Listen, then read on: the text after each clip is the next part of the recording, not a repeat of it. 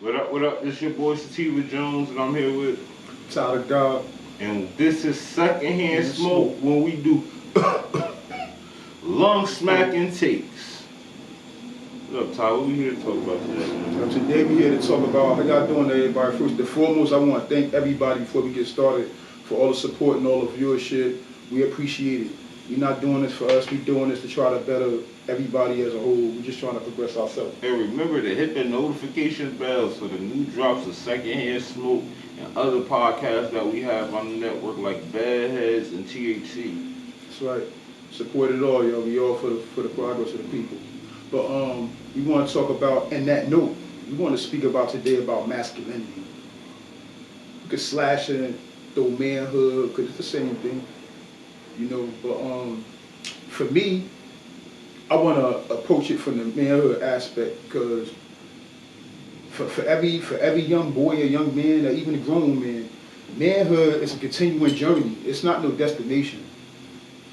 I mean, we reach to a point, and then we get to a point, we strive for another one to become greater or better at what we already are, if we do fit the definition of that thing for our family, for our community, you know, for ourselves. So, you know, we want to try to like structure or outline that definition today. And again, everything's opinionated. Nothing is, I mean, we may speak some facts for some numbers generated from whatever polls, whatever have you, but it's opinions. So nobody get offended. Nobody feel like, oh, I'm going to get somebody. It's not about that. It's about finding solutions, by identifying the problems. All right. First and foremost, I just want to say I feel like masculinity is under attack, and the reason why I feel it's under attack is, well, the attack is like everything that a man do naturally is considered wrong or toxic in the eyes, like in society's eyes right now. But the reason I believe it's under attack is we went through years of not having it though. Like with the rise of feminism and everything and misandry through the 70s, 80s, and 90s, it was promoted. Like, we really live in a monarchy right now that they describe as a patriarchy. Yeah. So, and now that like a lot of us, especially like us that grew up without fathers or finding our way, and we not settling for no bullshit, is looked at as toxic. Or any double standard in the favor of men is looked up to as toxic, while double standards on the feminine guideline are looked at as chivalrous. All right. You know, this, you got to go into the history of this type topic right here, like you said. You got to go back. You got to come out of the 70s where we had a heroin epidemic. And that heroin epidemic was imposed on us by the forces that be. We're not going to name no entities, but we know what's going on now as information is being released to us slowly but surely, and accountability. The black lines is becoming clear now, baby. That's right. So, when you move out of the 70s, you know, with the first war that we fought on our own against drugs, but we had no assistance because it did not impact the communities of the powers that be. So when you had transition into us coming from the disco era / Black Power era, where everybody was conscious, so everybody beginning to start buying more into the drug culture because of the transition and a lack of confrontation from the powers that be. It's ushered in the disco era. And from the disco era, it celebrated the drug use and the carefree lifestyle associated with it, which helped develop hip hop. It helped, and from hip hop, it had an innocent stage to an extent where it allowed us to express ourselves and allowed us to evolve consciously as a people and to identify, define ourselves within the framework of our existence. And that was our rebellion, the way we dressed. Wearing our pants hanging off our behind, walking it different, talking different, changing the meaning of words, you know, our poetry, our graffiti, the way we dance. It was rebellion. So in that rebellion, became a sense of alarm and a sense of urgency to a threat of the establishment, and said, all right, instead of us fighting this movement, which is awakening them, again, let us take it and warp it and turn it into something else. So the movement was changed in the early 90s. And it ushered in, it killed the era of consciousness, and it warped an entire culture that began to grow in order to nurture and heal us. And it took it and it pulled us lower. It enslaved us in a different way. And while doing so, it began to warp and distort the lines of masculinity by first not acknowledging them at all and replacing them eventually with violence, aggression, selfishness, self-centeredness, materialism, you know, and now we dealing with the consequences of that, and what we see is a lot of laziness, a lot of lack of accountability, a lot of selfishness. You know, we as a people, having struggled through all the different conflicts that challenged us throughout the course of history, we survived through unity. We tribal. We introduced us to the world. The power of unification.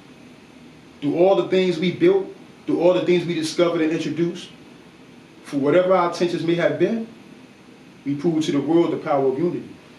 But it's facing extinction because everybody for themselves and nobody stands for nothing, no structure, no principles, no nothing. So what you teach these men?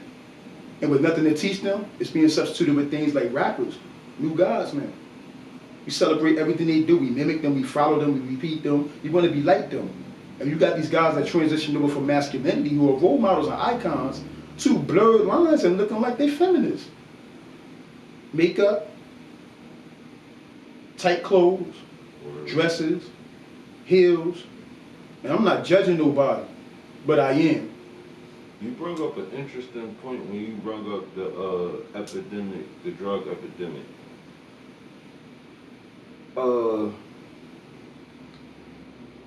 They started it with crack cocaine.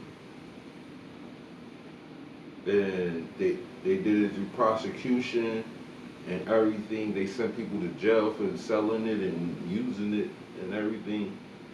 Then they turn around and go into schools and give it to little boys. Crack and Ritalin is only one molecule away from being the same thing. One molecule. And it's given to little boys at a 4-to-1 odds against women for doing things, against little girls for doing things that's innately little boy things to do.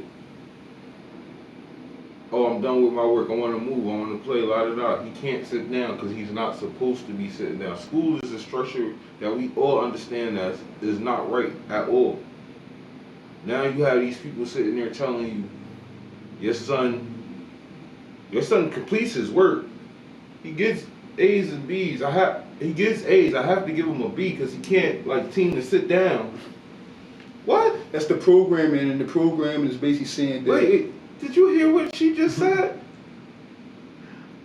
This is real life stories, and teachers really say This happened.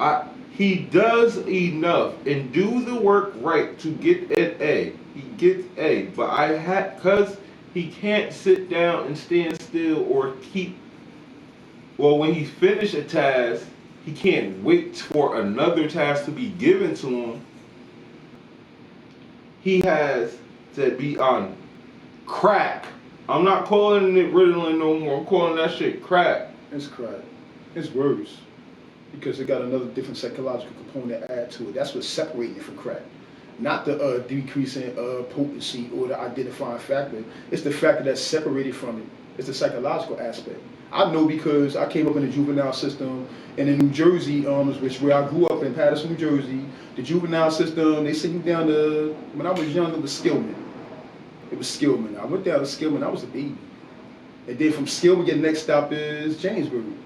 And then on Jamesburg, this is where I got introduced to the drug culture. I didn't indulge, but I started seeing how a lot of teenagers my age would start tripping off these drugs. They take these drugs and they don't know where they at no more. They can't focus, they can't concentrate.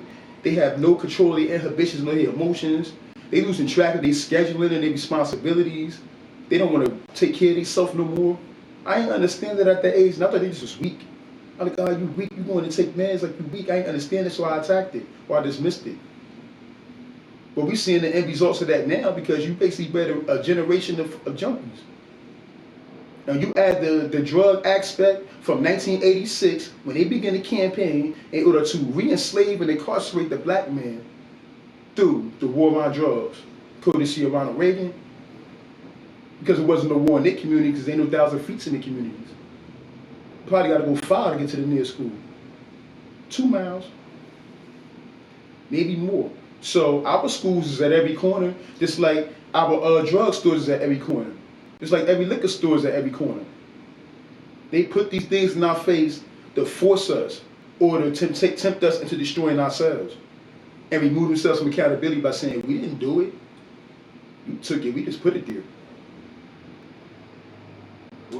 But you ain't putting nothing else there neither. So what options that we got?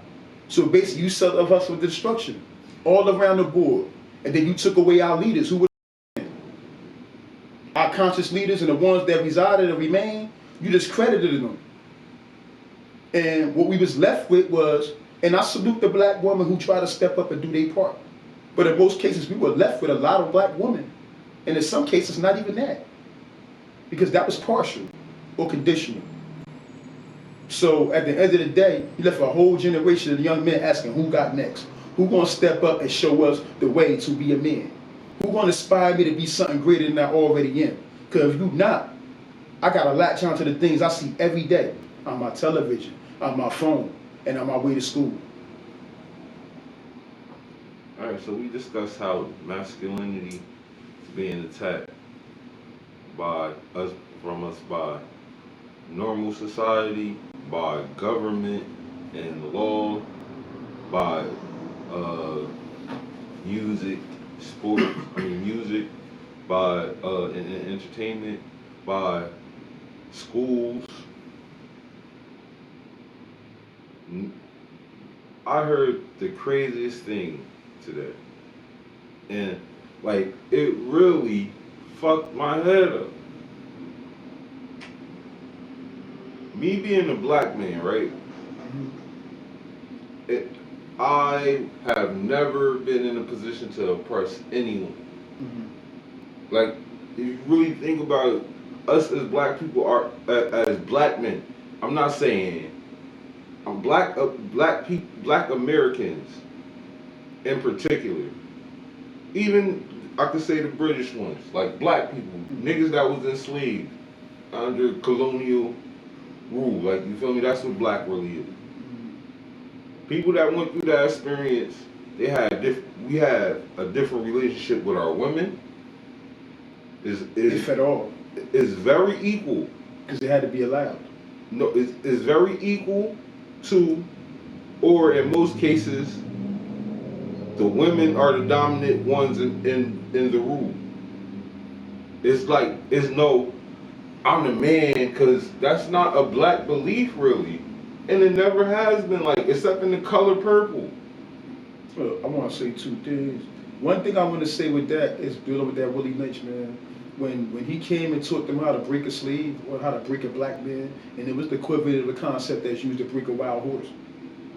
They brought them over there for a 64-year indoctrination period. They didn't bring them straight to America because they learned the lessons from the Indians.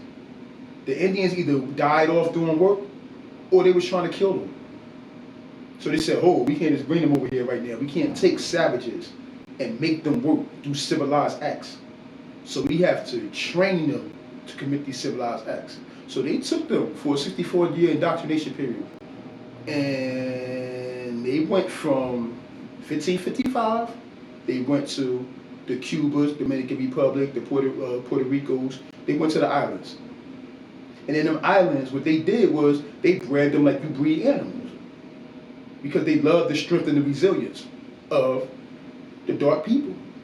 So, as these people begin to breed, they will allow the man to remain around for as long as the child was produced. Once the child was produced, the man was removed from the presence of the woman and the child for multiple purposes. For psychological purpose, to show the woman she cannot depend on the man to be present when needed. And that the child should not know this man. And something will be in place of the void that's left behind. And that void was replaced by the Bible. And the projection or the projector of that Bible, the expediter, was the man who enslaved that woman and that child. This child does not know he's a slave. Is being taught that he is something else, that he must do something else in order to acquire or accomplish a certain set of living in another life, not this one right here. This was bred into him. It didn't work for the first generation because the mother still had her language. She still had her culture. She still had her strength because she still knew who she was. So it took 3 generations. Because once she no longer needed to nurse the child, they took it from her too. Oh wow, we're in the 3rd generation of feminism. And that's how you got your slaves. So they said to keep them like that, you must maintain the system. And if we do that for 3 generations, you ain't got to do it no more. Alright, so I said all that to get to the point of what I heard that offended me so much. I heard a white gay man equivalent black men to white women, number one.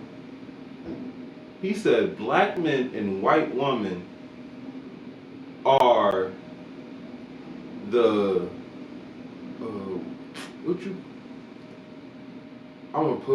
matter of fact, I'm gonna put the clip up. But he was saying black men and white women are oppressing gay people. With not, it was an indirect way of assimilating white men with the characteristics of a woman, period. Yeah. So basically you demean the value, the masculinity aspect of a black man. Mm-hmm. And people don't see that on the surface. When you separate the layers of the entire context, that's what they're doing. This is the programming and the thinking of people that control. And we allow them control because we don't challenge anything. Since we have no power to oppress anybody but each other. That's it. That's it. So, the gay fight, I respect y'all and what y'all doing. LGBTQA+, whatever y'all, the alphabet boys. But me not calling you by your pronoun,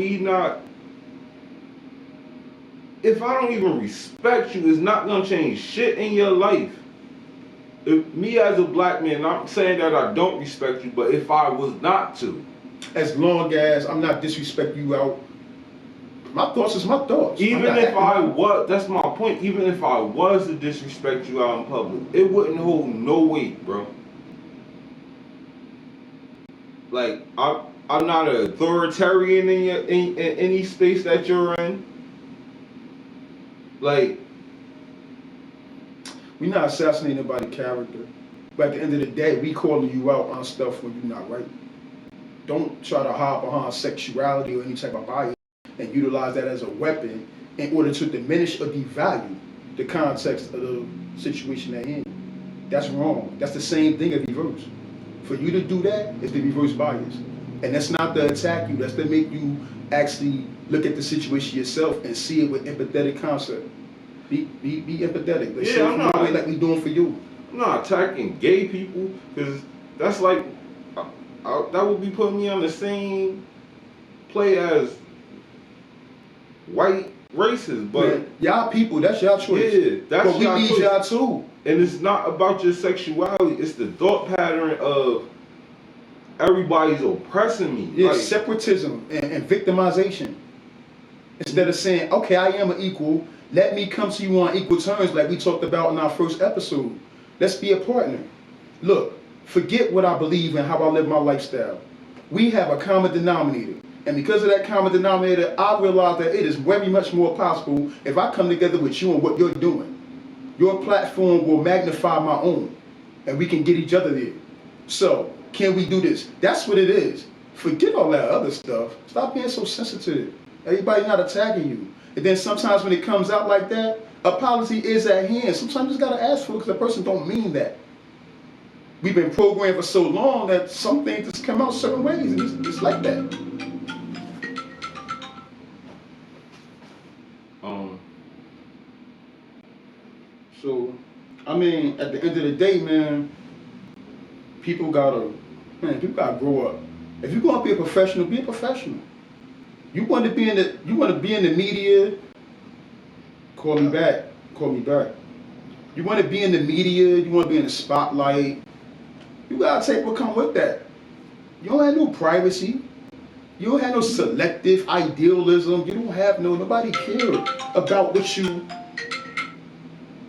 sorry. Yo, stop calling, call back. I'm gonna call back. Sorry, but my boy. Yo, but anyway, I apologize, audience. Alright, so this brings my phone, I had a fine tune thought. I meditated on toxic masculinity, right?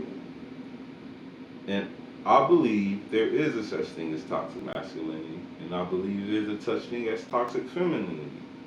But I don't believe a man doing anything masculine is toxic. But I hear to women do the toxic masculinity and men do the toxic femininity. Look, this is my thing with that, right? Because toxic, wait, the key root word is toxic. Mhm. Something that that lives in a space where it destroys the space. So if a man is masculine, how can that destroy him or the space that he's in? But if a man is feminine, that's not a natural characteristic. That could fuck up a lot of shit. I mean, even when you just throw the woman dynamic into it, just the woman as a woman. We in the era where women feel like, look, we want to do what we want to do. I'm talking about, and no disrespect to my, like, if I want to be a hoe, I'm gonna be a hoe. But I can be wherever else I want to be within that concept, and you still got to respect me as a woman. No, that would be true because it's only few and far between of them that do that. Man, hold on though. Because if you ask them why, if they be like, what's wrong with me being a hoe? Men do it. That's when it becomes toxic masculinity to me. Like, you feel me? I ain't even going there with it. I'm just using that as a devil's advocate. Well, basically what I'm saying is that when you add that dynamic to it, it complicates even further because now you got the pro-woman movement and they saying that we don't have to apologize for wanting more and to go and try to do more. We don't have to stay home and be quiet and be a mother. Bet. So that's cool too. You can do all of that, but you shouldn't be able to have to do all of that and force a man to question his own masculinity or to challenge a man's masculine actions or thoughts or accomplishments in contrast with your own. Because one has nothing to do with the other. You want a man to support you and encourage you and endorse you, but then you still want to attack the actual identity of a man also. That's not fair. And vice versa for a man. It's the same thing going on. A man say, nah, I ain't marrying her because she make more money than me. She's going to try to control. What? Listen, I'm looking for somebody that's as smart as me, smarter. But even the thought process of that, like, that's feminine in nature. Yeah. You feel me? Toxic femininity. It adds up to the calculation. It's all warped lines. Again, there's nobody defining the line. There's no leaders. There's no Martin Luther Kings. There's no Malcolm And X. leaders and then even the leaders when they do show up, they get attacked.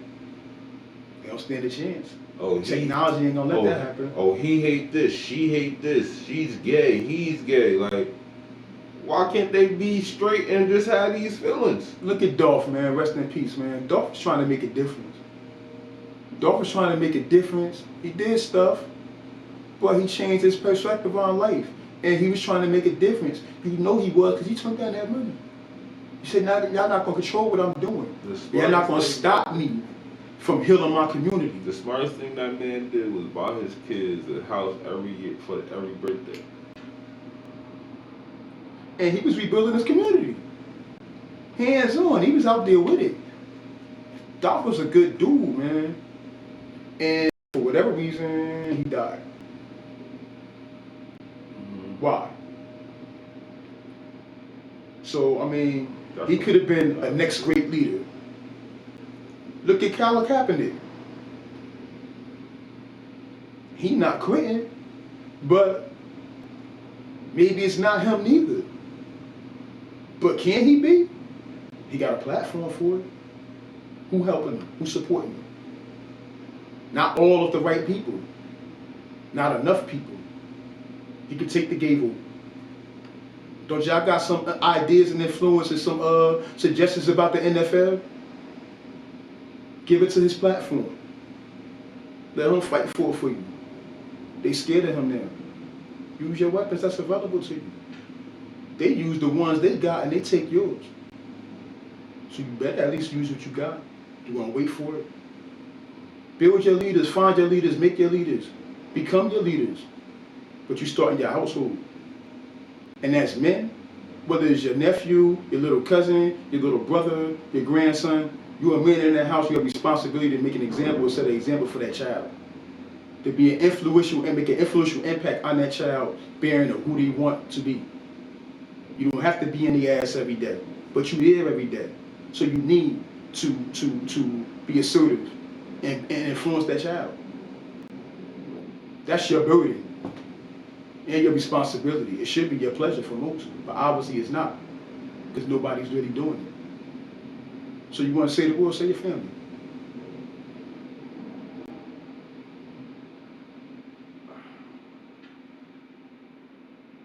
The tough thing about this subject is a bit dog barks the loudest.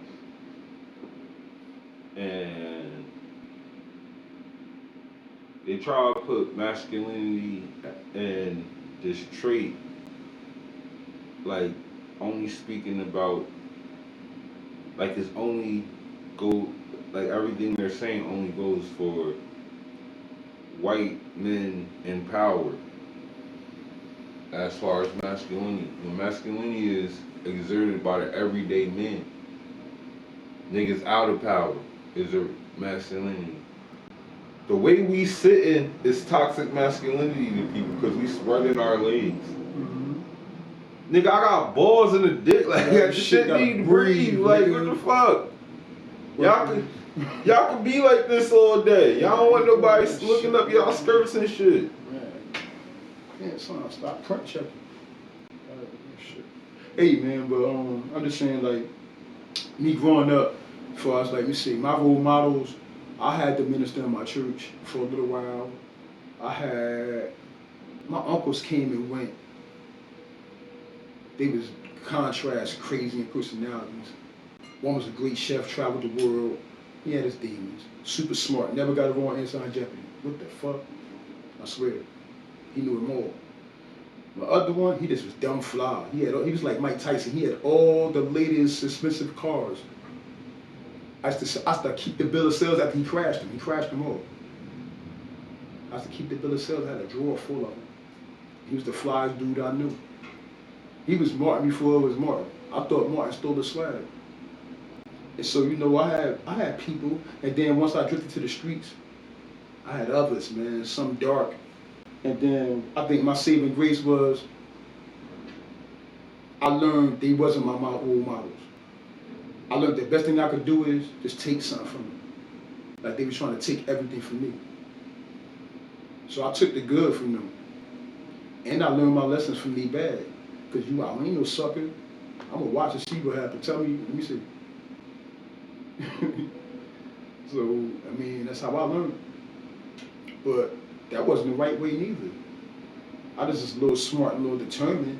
And I still went through a long journey in and out the system all my life.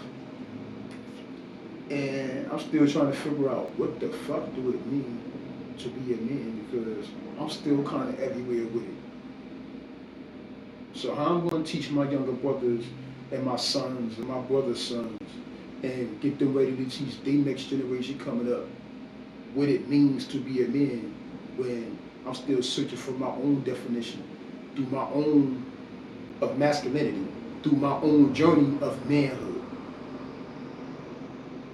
That's a double burden, but that's my challenge. And it's one we all need to embrace. It's gonna make life go fulfilling. It's gonna be worth it. You don't pay in cash, but they pay in spirit, man. And they pay in longevity. You're gonna see the results in your children. You're gonna see them in your womb when they look at you. And before you go open your mouth, you're gonna see this chest swell with pride and they chin it up with respect like you're the most important thing in the world. That's what we looking for in our woman, and we don't see no more, and that's why we don't claim no more. But that's our fault too, because we're not presenting that thing to them that make them inspired and want to feel that way about us.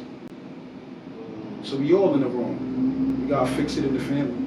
We gotta fix it in love. We gotta fix it in structure. So define it. And own it.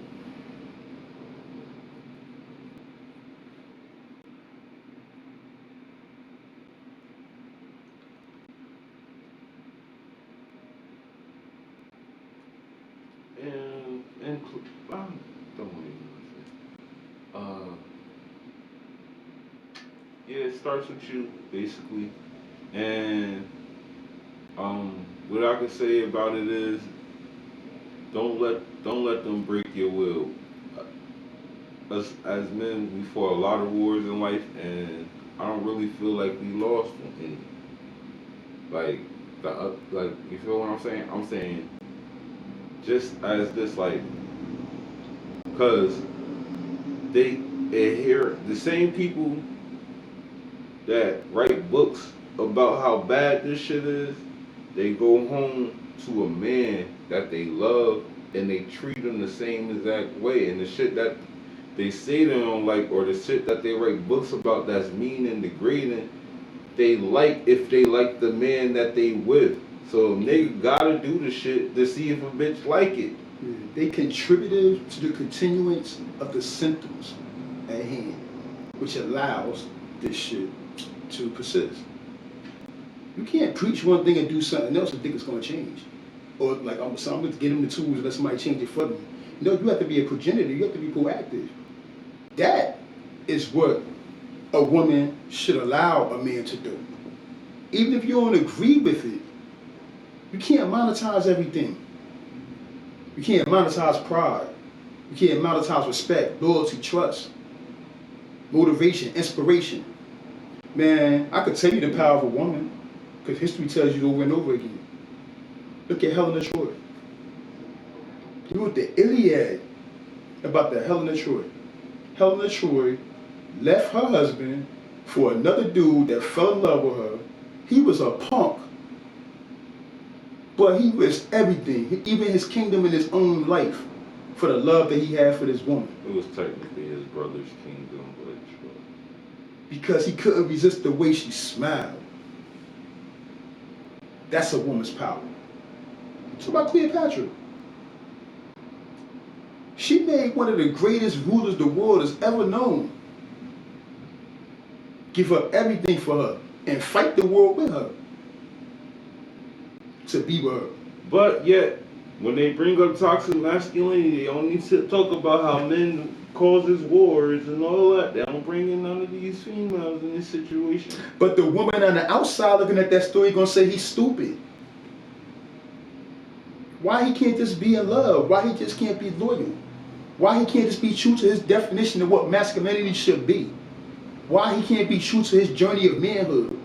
Or his ideal of a man he should be for himself? The same reason motherfuckers can't be in love when they happy and they don't know cheating going on, but soon as they find out, all that shit go out the window. Yeah. You was vehemently happy. Look, see, this is the thing. When you switch it to the relationship aspect, bro, courtship is missing from relationships in today's world. This is why they don't work.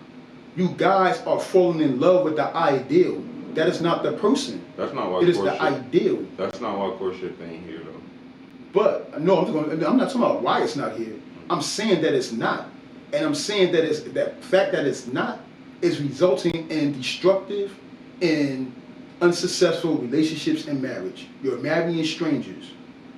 You're marrying a person who's projected what you want them to be, because they cared about you so much that who they was not enough. or they felt like it was not enough, which is the first two mistakes. And because of that, they enhanced or changed or distorted who they were in order to accommodate your desire of who a man or woman should be. And in that distortion comes the lie. And in the lie comes the revelation once you're around each other every day. You can't not see who the person really is. And when you see that person is not who you marry, the end is already there. You have to court each other. Courtship is discovering the person. It's like having sex for the first time when you love someone. You take your time and touch and respond to every part of that person's body to see what their reaction going to be. This is how you discover what they like and what they don't, what they want and what they need, and how you also introduce them to their own pleasures and desires. Y'all discovering each other together. That's love. That's courtship, even in sex. But in the social and the dating aspect, it's the favorite color, what you do in your spare time, what's your life like in your family, how do they see you? Do you have responsibilities with them and to them? What do you care about at school? What's your career? Why are you in it? For money? For fame? For a difference? Where do you see yourself for 10 years? What do you want, a family? Do you want forever? Do you want to hop around? Do you want to have, what do you want? Who are you? And when you can take it all off and show that person that, and that person can do the same, y'all got a chance to get what my people had. Because I got somebody in my family that had about 40-something years and they still ticking. And that's what they did. So when all the looks and all the sex and all of that is gone, it goes. They got the rest. The stripped down beard person that they fell in love with from the beginning. The man, and the woman. She ain't try to change them. Even if she wanted him to be better or different, she accepted him in hopes of inspiring him through what they build together to be different. Not imposing. You can't change nobody. You can inspire them, you can't insist. It's a wall. You will push them away. Alright, this is what we had to say about masculinity and our takes and views. We experienced the secondhand smoke. I hope you coughed on all that. Anything you want to say? I just want to say this. I'm just going to give you a little quote from South American revolutionary named Paulo Freire.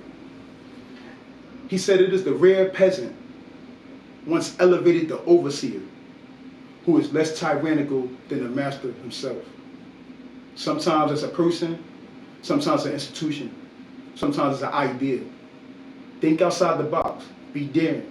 Be brave." It is a rare person. That is true. Normally, once you get that power, the pendulum done swung, my nigga. Remember to find us on YouTube at Visionary Shit. Hit the notification bell to be notified every time we drop. Facebook, Visionary Podcast Network, formerly the Sativa Experience page.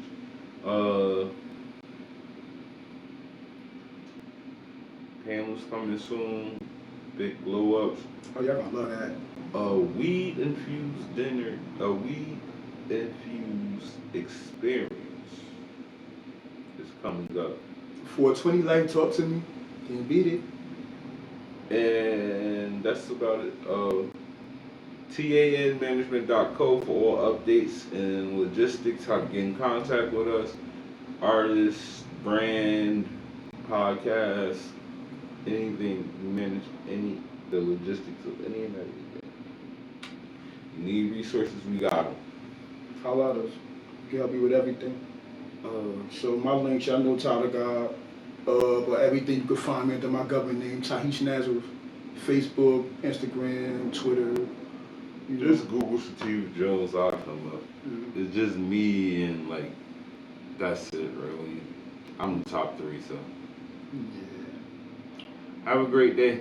Or enjoy. See y'all next week.